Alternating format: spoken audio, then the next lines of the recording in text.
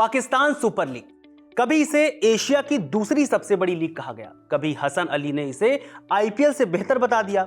मगर हकीकत क्या है? मैदान सूने हैं, विदेशी खिलाड़ी छूमंतर हैं और बिरयानी खाकर कप्तान ट्रोल हो रहे हैं। क्रिकेट का रोमांच कहीं रास्ता भटक गया है, माने पीएसएल एक लीग कम और मीम मटेरियल ज्यादा बनती जा रही है। कैसे? 12 अप्रैल 2025 को मुल्तान सुल्तान के कप्तान मोहम्मद रिजवान ने 63 गेंदों में 105 रन जड़ दिए, जिसकी मदद से टीम ने बना डाले 234 रन।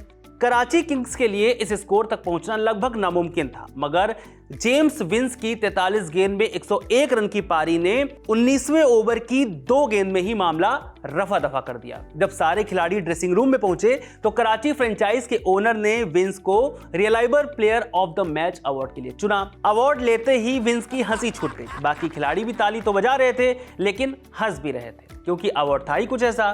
क्या था अवार्ड? एक हेयर ड्रायर, जिसकी कीमत पाकिस्तान में करीब 9,000 रुपए है, जबकि भारत में करीब 3,000 रुपए हो सकती है। अब पाकिस्तान में 9,000 रुपए का गिफ्ट दिया जा रहा है तो छोटी बात थोड़ी ना है। आपको हंसना है तो हंस लीजिए, हम रोकेंगे नहीं। अच्छा, फिर क्या था? पाकिस्तान के खिलाफ सोशल मीडिया पर ट्रोलिंग आर्मी निकल पड़ी शब्दों के हथियार लेकर। कोई कहने लगा कि अगले गेम में इन्हें डिनर सेट देना, तो कोई कह रहा है कि ये हेयर ड्रायर पिच ड्राई करने के लिए है। बहुत से लोग तो कह रहे हैं कि अगले मैच में इन्हें रोटी मेकर दे देना। मतलब गजब बेइज्जती है यार। और ऊपर से दंभ भरा जा रहा है पीएसएल के आईपीएल से बेहतर होने का। मगर मामला सिर्फ इतने पर नहीं रुकता, और भी कई विवाद हैं और भी कई बवाल हैं, जिसके बारे में हम इस वीडियो में बात करेंगे। नमस्कार, मेरा नाम है रविशंकर, आप देख रहे हैं Khabargaon. One day world cup 2023 Pakistan group stage से बाहर। T20 world cup 2024 Pakistan group stage से बाहर। 28 सालों बाद घर में होस्ट किया एक आईसीसी टूर्नामेंट यानी चैंपियंस ट्रॉफी। पाकिस्तान इसमें भी ग्रुप स्टेज से बाहर, बल्कि एक भी मैच नहीं जीता। न्यूजीलैंड के खिलाफ T20 और वनडे सीरीज में करारी हार। कारण सबसे बड़े गेंदबाज और बल्लेबाज सुपर फ्लॉप, जिसमें सबसे ज्यादा निशाने पर रहे बाबर आजम। फिर पीएसएल शुरू होने से ठीक पहले यूजर्स ने उन्हें बिरयानी खाने पर ट्रोल कर दिया और फिटनेस पर सवाल उठा दिए। बाबर और उनकी टीम की टूर्नामेंट से पहले हुई ये पार्टी फैंस को पसंद नहीं आई। पहले भी पाकिस्तानी खिलाड़ियों की फिटनेस पर सवाल उठते रहे। एक्स पर यूजर ने अब इस वीडियो को लेकर भी नाराजगी दिखाई है। लोगों ने यह तक कह दिया कि पाकिस्तानी क्रिकेटर अपनी फिटनेस पर ध्यान नहीं देते। एक्स पर एक यूजर ने इसी को लेकर लिखा, पीएसएल के पहले इतना खाना, किंग तो पिच पे सोता मिलेगा। और foreign players welcome to the ultimate curve challenge bro. बची खुची कसर टीमों की साझा प्रेस कॉन्फ्रेंस में पूरी हो गई। जब बाबर से सवाल हुआ कि टीम में हिम्मत ही नहीं कि वो 200 रन का टारगेट चेस कर सके, तो बाबर ने मुंह खोला, लेकिन बहुत बेचारे नजर आए और एक शब्द भी नहीं बोल सके। उन्होंने पहले रिजवान की तरफ बोलने का इशारा किया, फिर आखिरकार शाहीन शाह अफरीदी ने मोर्चा संभाला और जवाब देने की कोशिश की। बाकी आप विन या लर्न तो नहीं भूले होंगे ना। विदेश में घूम घूम कर अपनी अंग्रेजी के लिए ट्रोल होने वाले मोहम्मद रिजवान ने कबूल कर लिया कि उन्हें अंग्रेजी नहीं आती। रिजवान ने एक प्रेस कॉन्फ्रेंस में कहा कि मुझे इससे फर्क नहीं पड़ता, मैं जो अल्फाज कहता हूं दिल से कहता हूं, मेरे दिल में जो आता है सच बोलता हूं। अल्हम्दुलिल्लाह मुझे इंग्लिश नहीं आती है। अफसोस इसका है कि मैंने तालीम नहीं ली, लेकिन मुझे इसकी 1% भी शर्मिंदगी नहीं हो रही कि पाकिस्तान टीम का कप्तान होते हुए मुझे इंग्लिश नहीं आती।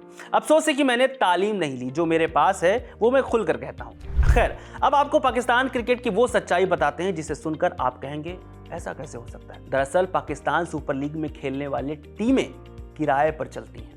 जी हाँ, ये बात हम नहीं, मुल्तान सुल्तान के मालिक अली तरीन साहब ने एक पॉडकास्ट में कही है। उनका कहना है कि पाकिस्तान सुपर लीग में किसी भी टीम का मालिकाना हक सिर्फ 1 साल के लिए होता है। माने कोई भी मालिक टीम को पीसीबी से सिर्फ 1 साल के लिए किराए पर लेता है।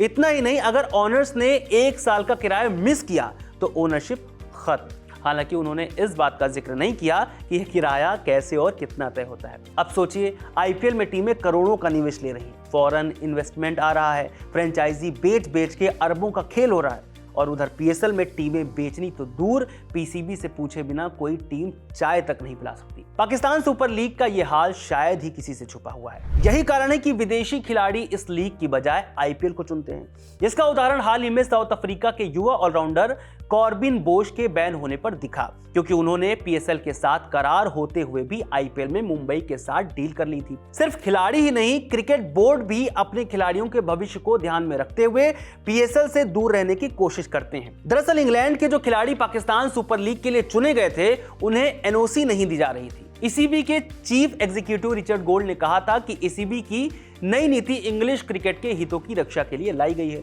नई नीति के तहत खिलाड़ियों को पीएसएल, कैरेबियन प्रीमियर लीग यानी सीपीएल और मेजर लीग यानी एमएलसी जैसी विदेशी लीगों के लिए एनओसी नहीं दी जाएगी, सिर्फ आईपीएल को छोड़कर। हालांकि जिन खिलाड़ियों के पास वाइड बॉल काउंटी कॉन्ट्रैक्ट है, उन्हें उन लीग्स के लिए एनओसी मिल सकता है जो टी20 ब्लास्ट या द 100 से नहीं टकराती। इन सब उतार चढ़ावों के बाद जब 6 टीमों के साथ 12 अप्रैल से पीएसएल शुरू हुआ तो दर्शक स्टेडियम तक नहीं पहुंच रहे हैं। पाकिस्तानी पत्रकार इमरान सिद्दीकी मुल्तान सुल्तान और कराची किंग्स के एक मैच की खाली स्टेडियम की तस्वीर शेयर करते हैं और लिखते हैं कि सुरक्षा कर्मियों की संख्या 6700 और फैंस की संख्या 5000। इसके बाद ये कहने में गुरेज नहीं है कि सुरक्षा के मानकों पर पाकिस्तान खुद को कहां देख रहा है। उसको खुद की सुरक्षा पर ही विश्वास नहीं है, शायद जनता को भी नहीं, या फिर यूं कह लीजिए कि पाकिस्तान जैसा देश जहां भारत के बाद क्रिकेट का इतना क्रेज है, वो अब अपने खिलाड़ियों के खराब प्रदर्शन से थक गया है। पाकिस्तान सुपर लीग की शुरुआत की बात करें तो 2015 में हुई, जबकि इस वक्त तक आईपीएल अपने पीक पर पहुंच चुका था। तो दूसरी ओर बांग्लादेश प्रीमियर लीग और कैरेबियन लीग जैसे टूर्नामेंट भी शुरू हो चुके थे। हालांकि पीएसएल को शुरू करने की चर्चा 2008 से ही चल रही है, लेकिन दिक्कत यह थी कि विदेशी खिलाड़ी इतने लंबे वक्त तक पाकिस्तान में रहने को तैयार नहीं थे, क्योंकि पाकिस्तान के पास आईसीसी इवेंट्स का भी अधिकार नहीं था। इस बीच पीसीबी भी उस वक्त की लीडरशिप नजम सेठी और जका अशरफ की उठापटक से पूरी तरह उबर नहीं पाया था। बीसीसीआई पाकिस्तान की पूरी तरह से अनदेखी कर रहा था और बिग 3 यानी भारत, ऑस्ट्रेलिया और इंग्लैंड ने उसे अलग थलग कर दिया था।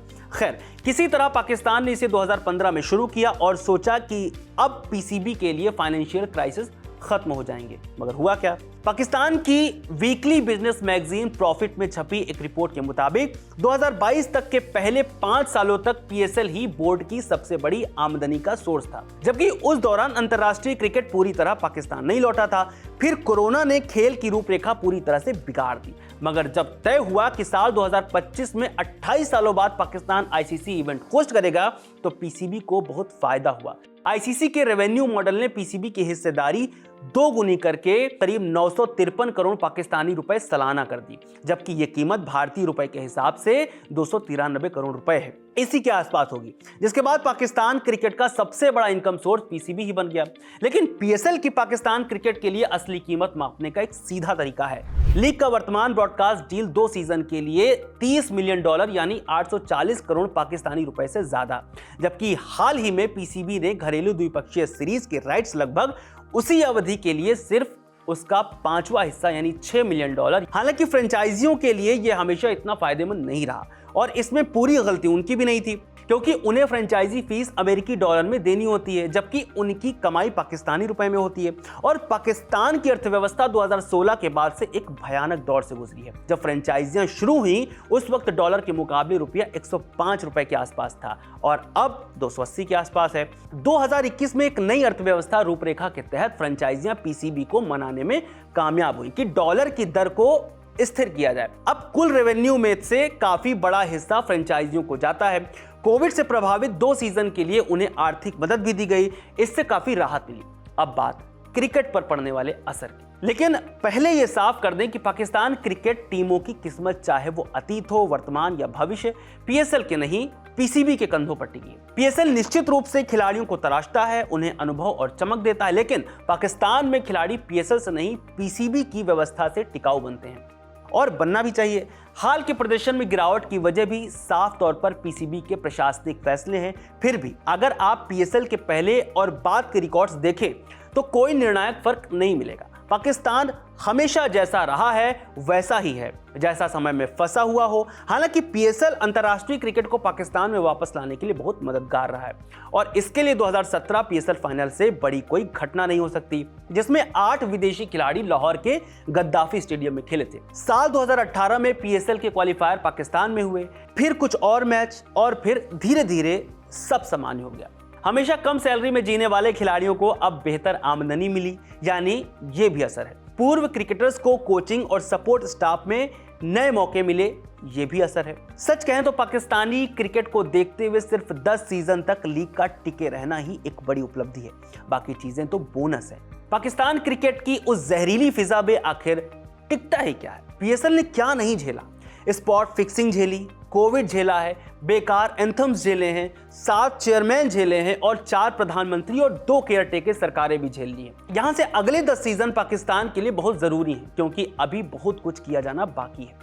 सबसे पहले महिला पीएसएल की शुरुआत, जिसकी सिर्फ बातें हुई हैं। इसके लिए फ्रेंचाइजियों को जोड़ा जा सकता है या पीसीबी को खुद शुरुआत करनी होगी।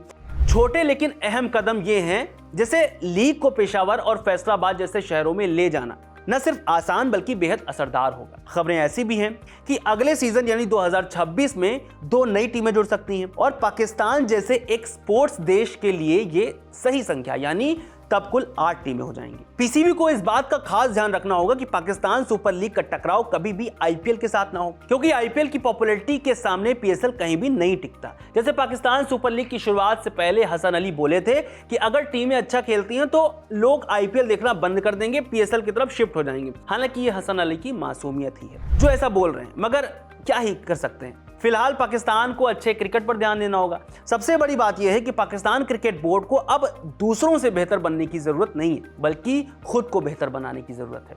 आपको क्या लगता है, पाकिस्तान सुपर लीग में क्या नया होना चाहिए और कहां पर वो मात खा रही है? और जो उनके क्रिकेटर ये बात बोलते हैं कि पाकिस्तान सुपर लीग आईपीएल से बेहतर है, आप उनको क्या जवाब देना चाहेंगे? हमें कमेंट बॉक्स में जरूर बताएं। इस वीडियो में फिलहाल इतना ही। खबर गांव को सब्सक्राइब जरूर करें। शुक्रिया।